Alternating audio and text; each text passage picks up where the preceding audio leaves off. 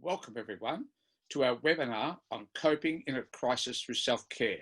I'm Michael Tunnicliffe, clinical psychologist, and I'm providing this on behalf of Wiser Life. We need to first of all become aware of anxiety. Anxiety is perhaps the most common emotion that people experience, and everybody at some point in their life experiences bouts of anxiety, even if it's about getting somewhere late or the children are late arriving home. It's normal. It's normal to feel anxious, and most anxiety is really low key and something we work through fairly quickly. What happens at the present time is that we can be in times of a huge amount of uncertainty. Uncertainty about the future, uncertainty about our work situation, uncertainty about our family and friends.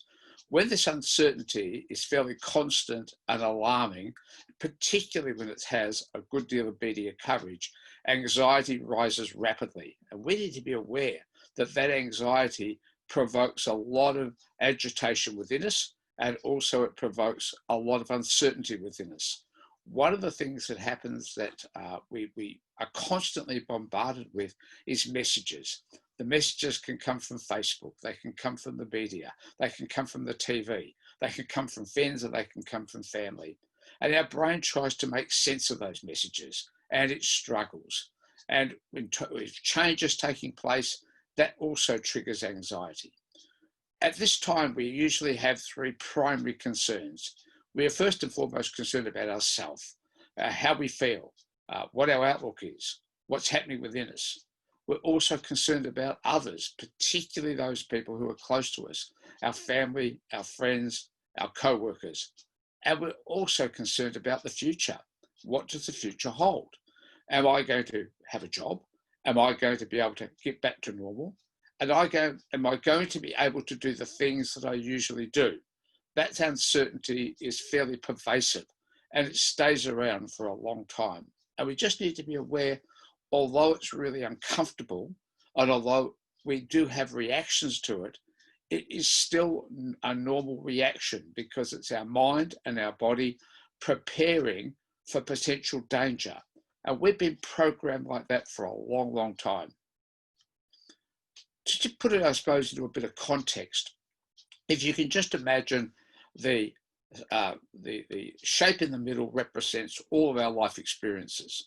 And we have many, many experiences across the lifespan, some good, some bad, some indifferent.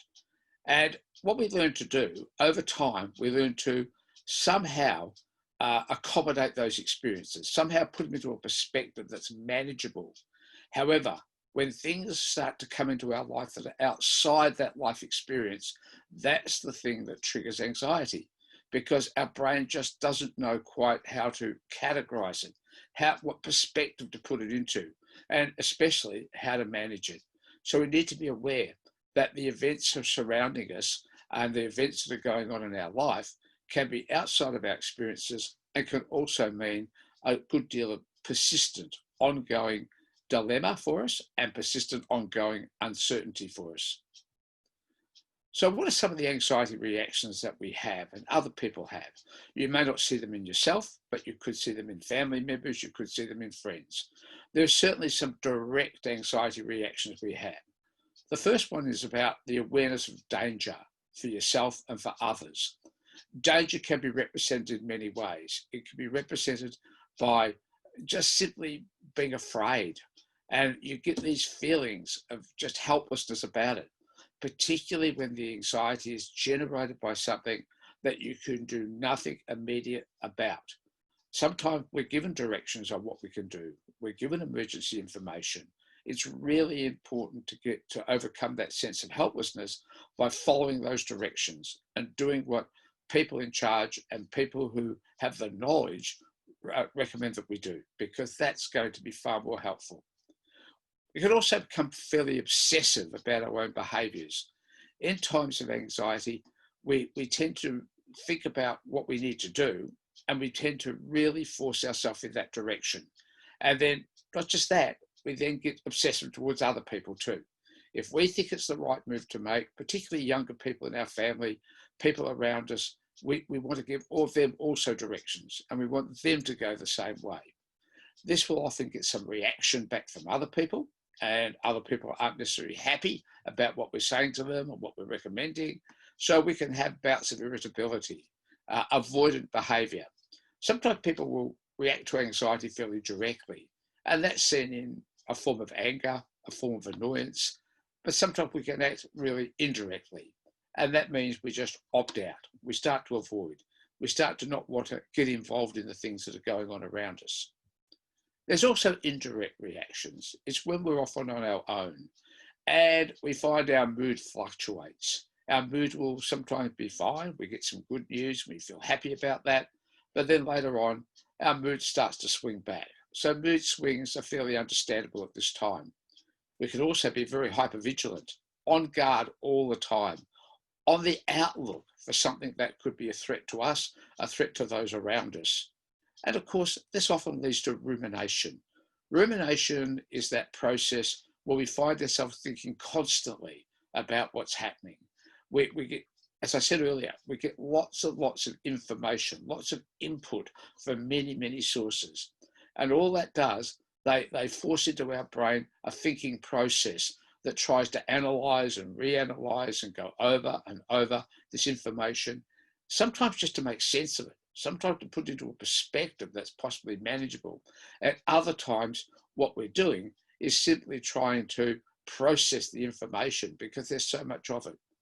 This can lead to one more effect. It's called thinking the worst. This is often referred to as catastrophization. In other words, what we do is we look to the worst possible outcome. And then we start to have fear generated because that worst possible outcome is highly undesirable. So we've got to be very careful about not falling into those traps, of not going into those sort of reactions which are not going to be helpful to us. Linked to that is the loss we're experiencing. Loss is a common thing right across our life. We've all had experiences of loss, from those who have been close to us over time to things that we've lost in terms of a job, in terms of a family member, in terms of simply a lifestyle. Loss is a common experience in any environment, but in a changed environment where those things around us are changing, loss can be quite a significant experience.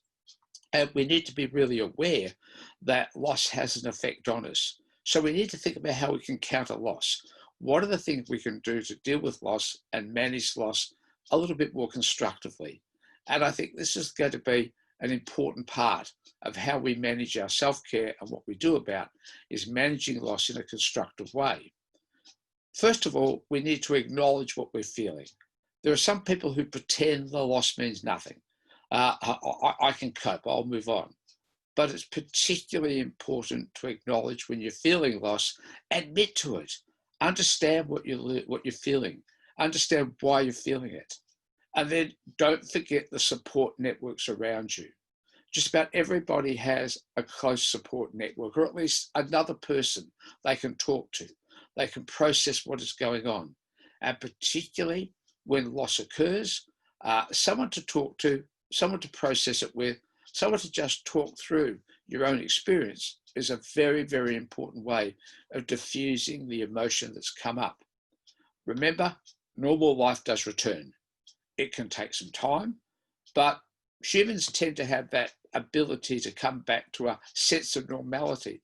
That's not to say necessarily it's going to be the normal life that you had before, but as humans, we always rewrite our sense of normality. And so normal life will return, and it does return in a way that we start to readjust to those things around us. We may have to reschedule things in our life. If we're going through a period of time where we're just trying to cope with our environment, what's happening around us, rescheduling events and gatherings is particularly important, because what we've got to do is think about the future, not just totally focus on the present. Explore activities that will occupy your attention at the present time. It could be work activities. They could be leisure activities that you can do in small groups or just within your family situation.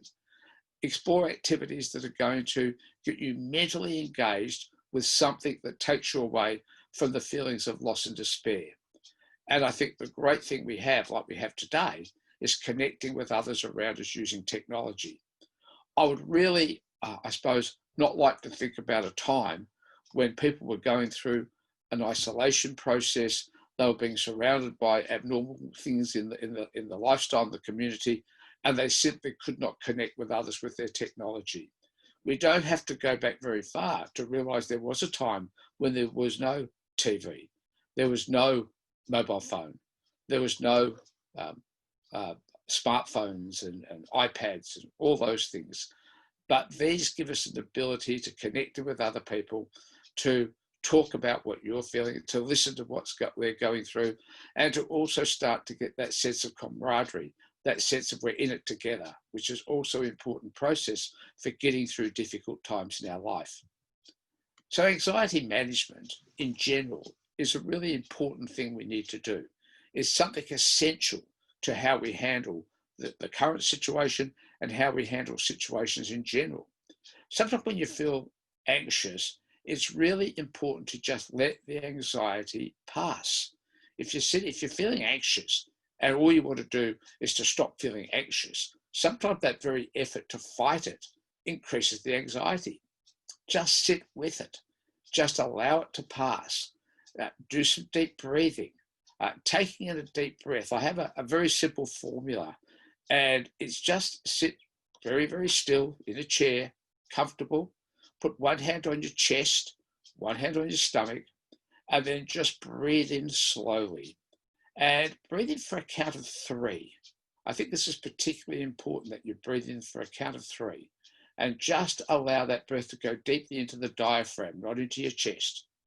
Hold the breath. Some people say hold it for a count of 3. Some people say hold it for a count of 5. What you feel comfortable with is fine. Hold that breath and then simply breathe out slowly, perhaps for a count of 5 to 7. Just allow the breath to move out. What it does, it actually starts to calm the body down. Many years ago, there was a book written called The Relaxation Response.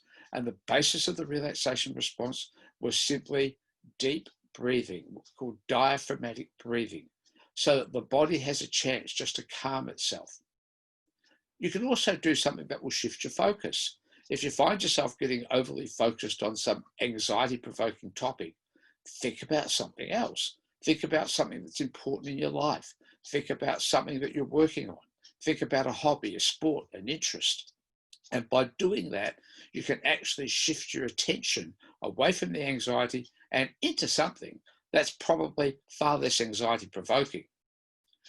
Accept the situation as it is.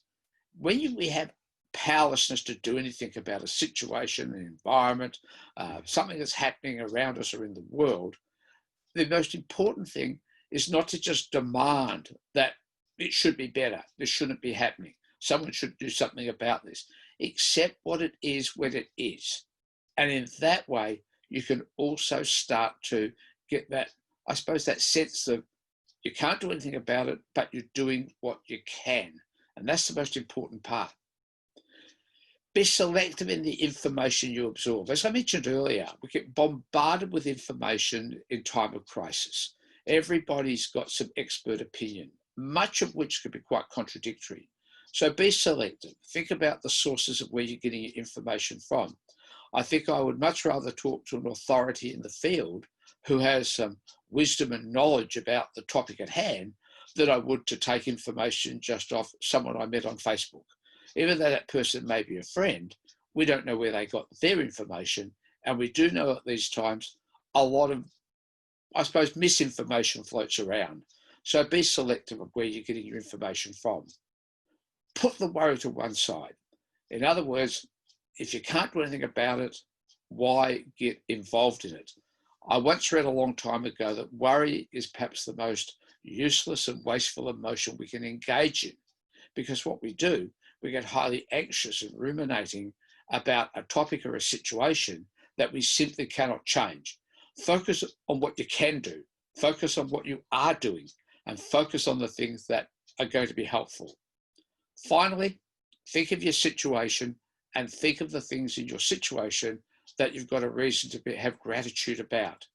It's really important to understand that we do have a lot of things going for us. There are things in our society, and I think here in Australia, I really believe that we are being well led at the present time. We have a lot of good information coming to us. We have people taking steps that are in our benefit. So I think we need to be gratitude for those around us, for those who are leading us, and for the things that are working for us. That's really, really important. Self-care. Self-care is one of the most important things we can do. We've really been talking about self-care, but we can take it a step further. Often in times of crisis, we have to work from home. We have to think about how we're going to keep our life fairly normal, and yet the circumstances may be abnormal. So we need to consider both ourselves and those around us. The first thing I often think about is exercise. What are the things we can do to simply keep ourselves fit? I've personally found that going onto YouTube, I have found some great little 5, 10, 15-minute videos which take you through exercise routines. Now, I'm the type of person who needs to have a routine. I can't just spontaneously exercise. If you like that, get some guidance. If you already have exercise routines in your life, keep them up. Also think about your eating. Eating's an important part to maintain our nourishment, to maintain our health. But the eating has to be healthy. It has to be helping us at this time. So just do a little bit of planning around what you've got available, what you eat, and most importantly, the amount you eat. These are times to also check in with your family and your friends. How are they going? Keep in contact. It's especially important to just check on those members of your family that may be a little bit more anxious or a little bit more vulnerable, just to try to encourage them and help them through the difficult time.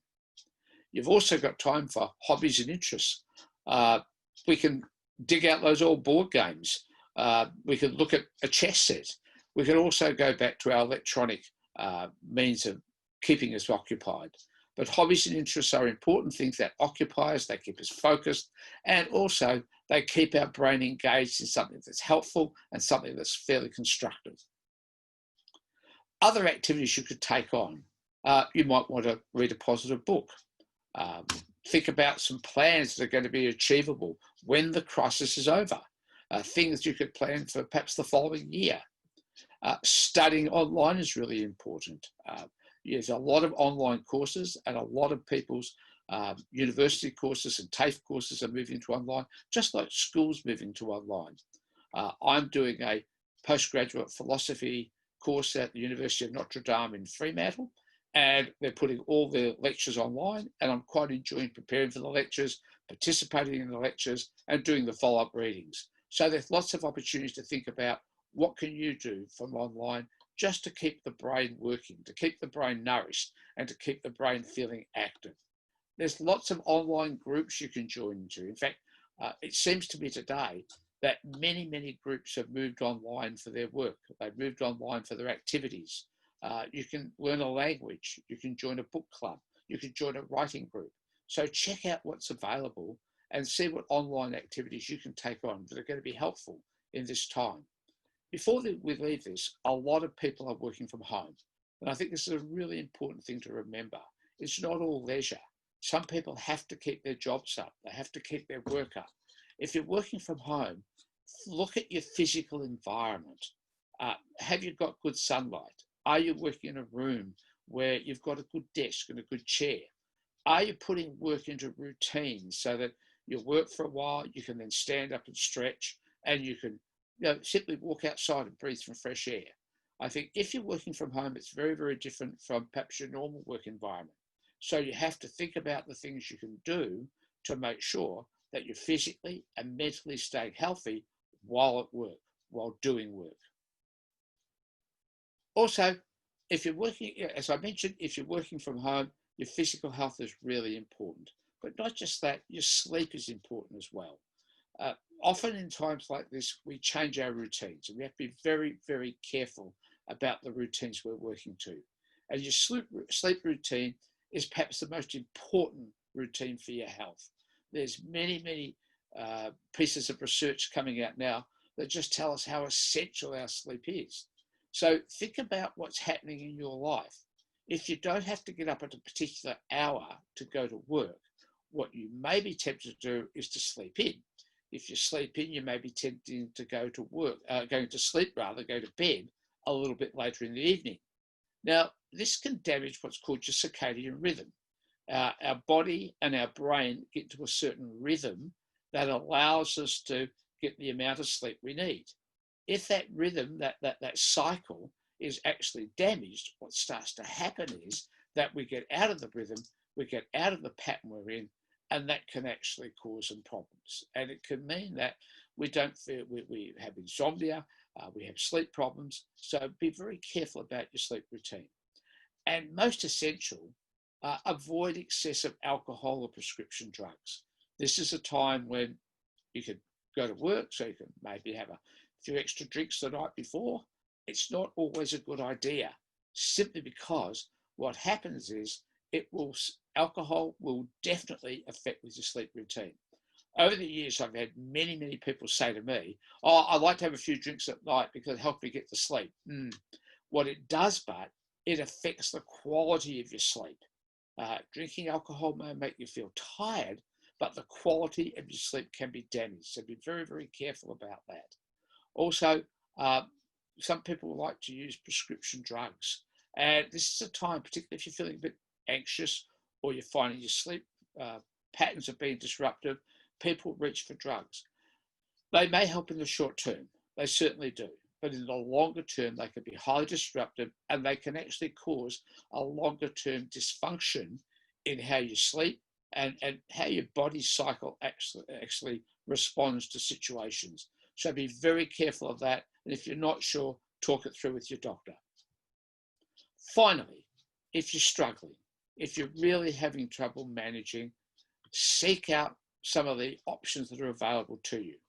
At a time like this, there are lots of online counselling options. Many health professionals, particularly counselling professionals, have now been allowed to go online and do what's called telehealth. There are also organisations most organisations have what's called an EAP, an employee assistance provider, or a counselling service. Please don't feel ashamed. There are many people who are struggling. There are many people who just don't know what to make of the current environment, the current situation. So don't hesitate. It's usually free, it's confidential, and the important part, it's helping you to get a professional person's advice on the best course of action to take. This will be a difficult time. It is a difficult time, but we'll get through it. I think the most important part about the current crisis is to look at what you can do to help you help manage it yourself and to help those around you manage. If you do that, you'll be successful. Thank you.